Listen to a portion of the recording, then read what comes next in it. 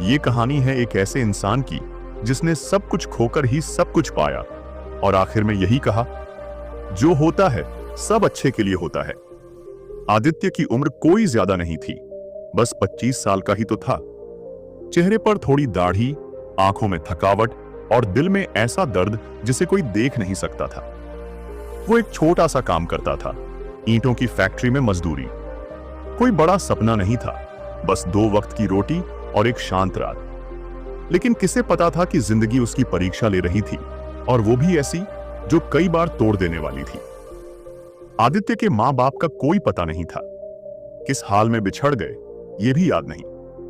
किसी अनाथालय ने पाला था, फिर 12 साल की उम्र में ही वो वहां से निकल गया।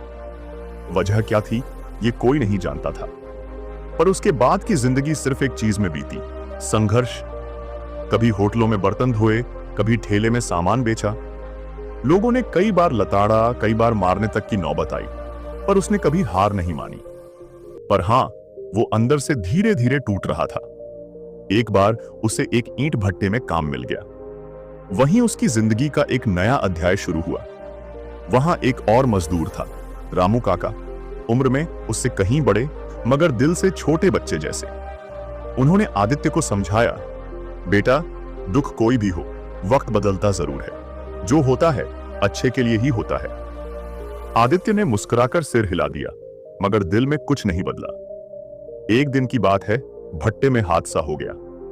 एक दीवार गिर गई और आदित्य बाल बाल बचा, लेकिन उसके दोनों पैर बुरी तरह जख्मी हो गए।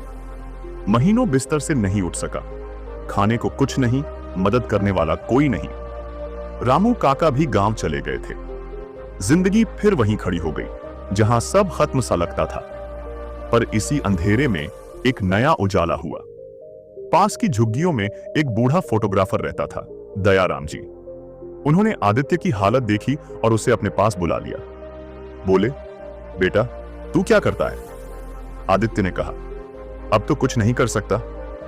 दयाराम जी मुस्कुराए, चल मैं तुझे कुछ सिखाता हूं। उन्होंने एक पुराना कैमरा निकाला और आदित्य को फोटोग्राफी सिखाने लगे। पहले पहल तो आदित्य को कुछ समझ नहीं आया, लेकिन धीरे धीरे उसे रंगों से, रोशनी से, जिंदगी को एक नजरिए से देखना आने लगा। जैसे जैसे उसकी चोटें ठीक हुईं, वैसे वैसे उसकी नजरें गहराई पकड़ने लगी।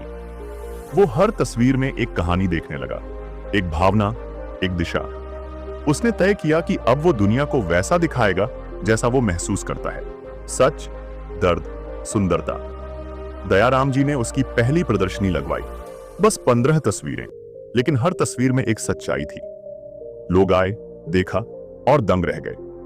किसी ने नहीं सोचा था कि एक मजदूर की नजरों में इतनी ताकत हो सकती है। समय बीता, आदित्य का नाम फैलने लगा।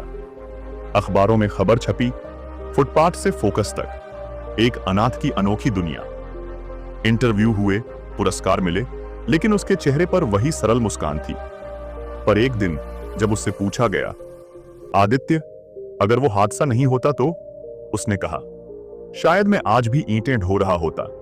इसलिए आज मैं पूरे विश्वास से कहता हूं, जो होता है सब अच्छे के लिए होता है। जिंदगी में जो कुछ भी होता है, हर नुकसान, हर ठोकर, हर गलती, वो एक रास्ता खोलती है। उस वक्त लगता है कि सब बर्बाद हो गया, लेकिन वक्त के साथ समझ आता है कि वो ही, अगर आदित्य का पैर ना टूटा होता तो शायद वो कभी फोटोग्राफी नहीं सीखता। अगर भट्टे की दीवार ना गिरी होती तो शायद वो आज भी धूल में दबा होता। इसलिए जब भी जिंदगी तुम्हें तोड़े, गिराए या रुलाए, एक बार ठहर कर सोचो, शायद यह सब मेरे अच्छे के लिए हो रहा है। क्योंकि जिंदगी हमेशा आसान नहीं होती, पर जो भी होती है वो हमें कुछ सिखाने और आगे बढ़ाने के लिए होती है।